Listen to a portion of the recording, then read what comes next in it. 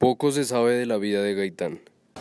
Como un candidato a la presidencia. Fue un líder político que en su momento se creía que era la esperanza para el pueblo. Fue un presidente. La gran mayoría solo lo recuerda por los hechos del 9 de abril. Lo mataron. Pero lamentablemente murió. Fue asesinado por diferencias políticas, por la violencia del país. La historia de Colombia tiene infinidad de sucesos importantes, hechos heroicos, legislaciones, conflictos. Pero hay un hecho que obligadamente, desde el vamos, se tiene que tratar para comprender la historia del país.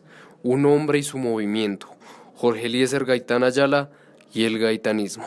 Gaitán es un paradigma en la historia de Colombia porque fue la primera persona que encarnó políticamente ideas socialistas. La historia ha sido bastante poco objetiva frente al tema de Gaitán, porque siempre se habla de Gaitán a partir de la fecha de su asesinato y nunca se habla de Gaitán desde sus antecedentes. ¿Pero por qué ocurre esto? ¿Por qué recordar a alguien por el día en que murió? Yo creo que Colombia es un país que comete memoricidios cotidianamente. Yo creo que somos un país con una tendencia casi que consciente y deliberada por el olvido.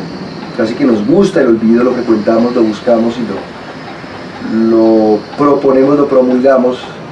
Entonces yo creo que de alguna manera pues Gaitán es uno de esos hechos que se han olvidado. Creo que Gaitán curiosamente pues, es de los más privilegiados. Gaitán estuvo profundamente interesado por la lectura y la academia. También, desde muy joven, hizo parte de movimientos académicos y fue orador en protestas contra el gobierno conservador. Su espíritu iba encarnado en la defensa de los justos. Ya abogado de la Universidad Nacional, decide hacer un doctorado en jurisprudencia. Va a Italia. Su mentor, Enrico Ferri, uno de los políticos socialistas más sobresalientes del estado de Mussolini. Él era un hombre profundamente disciplinado. Gaitán era muy severo contra la corrupción, contra nuestra arrodillada a Estados Unidos. Yo creo que cada colombiano tiene un Gaitán distinto, porque eso depende mucho de la región, de cómo tenían ese acercamiento con Gaitán. Entonces, muy pocos en ese momento lo entendieron su lucha, pero lo seguían porque había una profunda emoción frente a lo que Gaitán movilizaba. Y Gaitán, la gran maravilla de Gaitán es que Gaitán nunca pretendía hacer para la gente, sino con la gente, movilizar la dignidad de la gente y el accionar de la gente, cosa que yo hasta el momento no he conocido al primer candidato, obviamente ni al primer presidente ni al primer alcalde, que movilice a la gente para que sea la gente la que obre su destino. Gaitán es un paradigma. Gaitán nos regaló una lectura nueva de la sociedad, pero en términos objetivos, no solamente es un mártir, sino también uno de los mayores impulsores de las ideas socialistas de nuestro país. Llegó a Colombia muy bien preparado. Era el primer doctor y lleno de ideas para una revolución política en el país, buscando el cambio de la democracia representativa por una incluyente, donde el pueblo tomara el poder e hiciera las cosas, dándole un vuelco total a siglos de poder tradicionalista y oligarca. Era un cambio a la política en Colombia. Su nombre se estaba escribiendo en la historia con negrilla.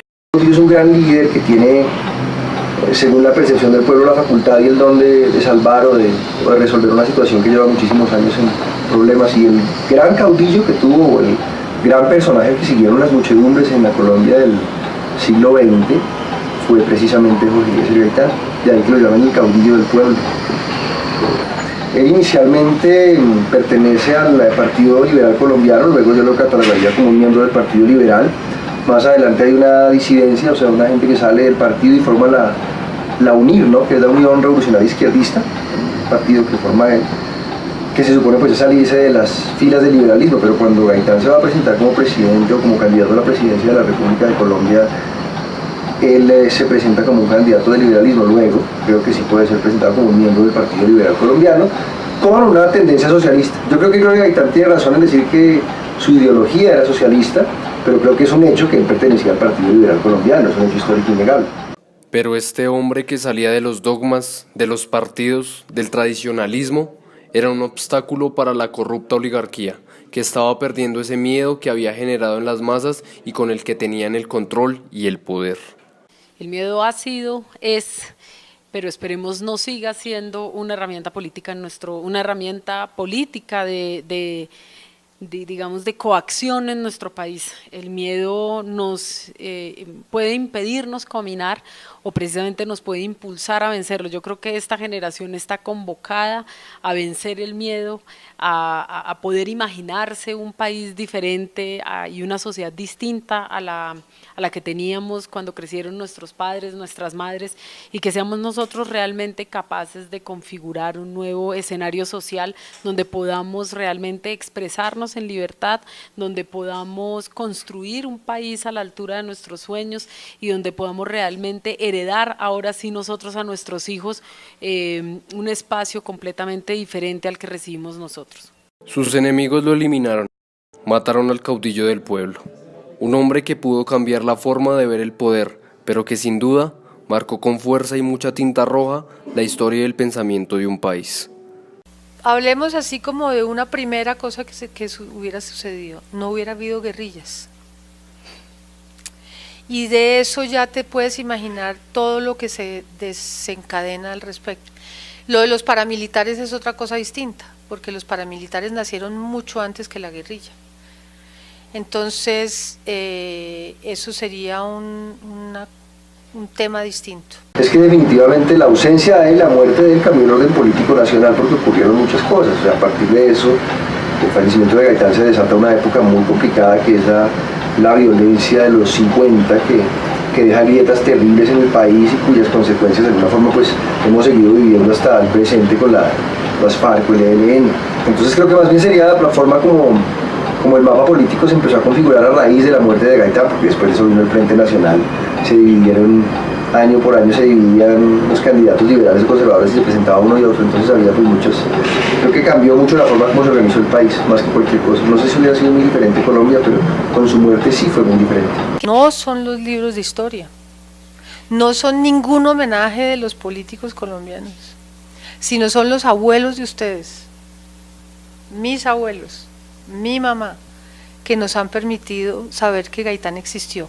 Y cada uno de ustedes, si después nos ponemos a conversar, tiene una historia distinta y sería interesante que corroboren la historia que cada uno de ustedes tiene frente a la que yo tengo. Cada uno, por eso digo, tiene un Gaitán muy distinto, pero es que Gaitán le llegó al corazón de todos los colombianos.